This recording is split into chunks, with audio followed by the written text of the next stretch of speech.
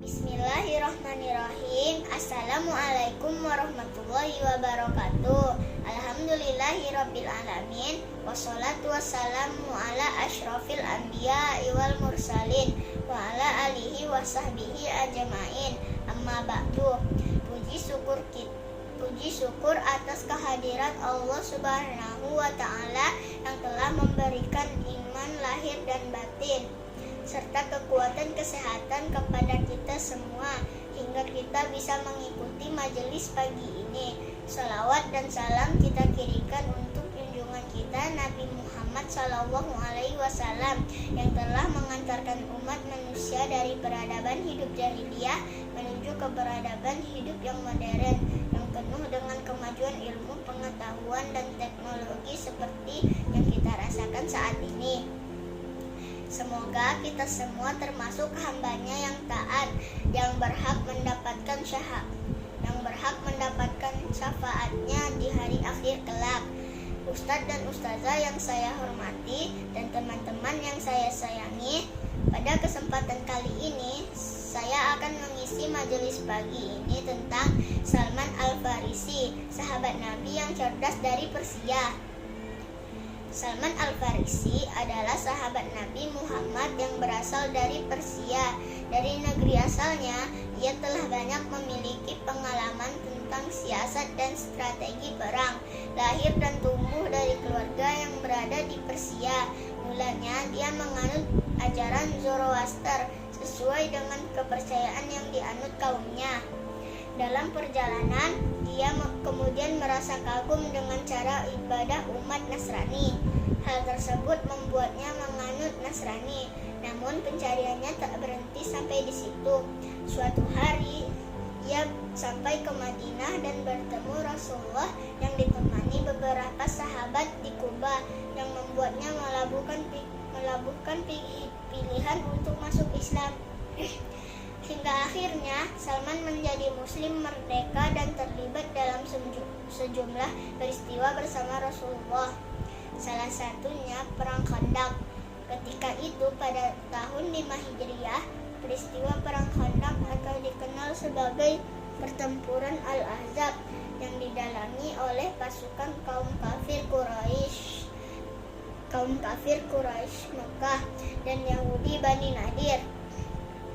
Mereka menghimpun pasukan gabungan dengan kuda dan persenjataan lengkap untuk menyerang Rasulullah dan kaum muslimin di Madinah untuk membumi hanguskan Islam. Sebanyak 24.000 prajurit yang dipimpin Abu Sufyan dan Uyainah bin Hisn bergerak untuk mengepung dan menyerang Madinah dengan serangan mematikan. Pasukan tersebut didukung berbagai kabilah dan kelompok kepentingan yang memandang Islam sebagai ancaman. Menyadari sedang dalam kondisi penting, Salman Al-Farisi mengajukan usul kepada Rasulullah usai meninjau wilayah Madinah. Ia segera mengusulkan kaum muslimin untuk menggali parit atau Khandaq sebagai perlindungan untuk pertempuran sepanjang daerah terbuka sekitar Madinah. Upaya tersebut ditawarkan Salman agar bisa mengatasi musuh sekaligus mencegah jatuh korban yang banyak. Strategi dari Persia tersebut banyak dilakukan ketika kondisi terkepung dan keberadaan pasukan kuda. Kemudian ia dan kaum muslimin bersama Rasulullah turut bekerja tiada henti menggali parit selama beberapa hari.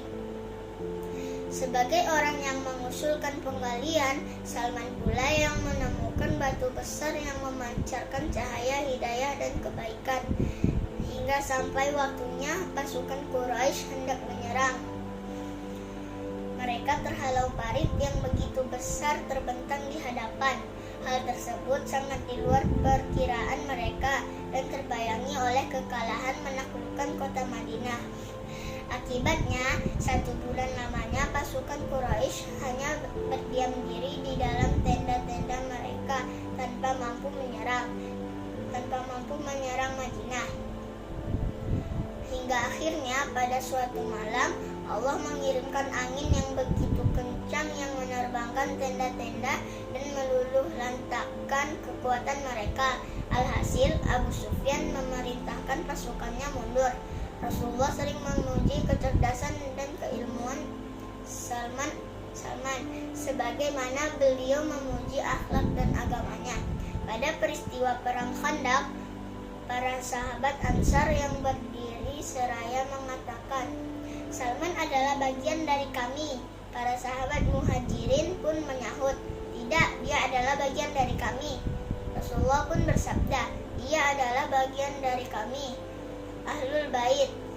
Salman layak mendapatkan kehormatan itu. Bahkan Ali bin Abi Thalib menjulukinya dengan sebutan Luqman Al-Hakim. Dari kisah keislaman sahabat Nabi, Salman Al-Farisi yang menjadi teladan keislaman orang utama dan takwa. Salman mengisahkan kepada kita petualangannya yang suci dan mulia dalam mencari hakikat kebenaran agama, sekaligus kegigihan dalam berjuang di jalan Allah. Hikmah dari cerita Salman Al-Farisi adalah teruslah menemukan sesuatu yang baru, kembangkan daya kreasi kita dan menjadi ilmu yang bermanfaat. Adapun pesan-pesannya adalah berusaha mencari kebenaran dengan sebaik-baiknya. Yang kedua, tidak boleh kecewa saat seorang tidak melakukan hal yang benar. Yang ketiga, kaum muslimin harus membantu mereka yang baru masuk Islam.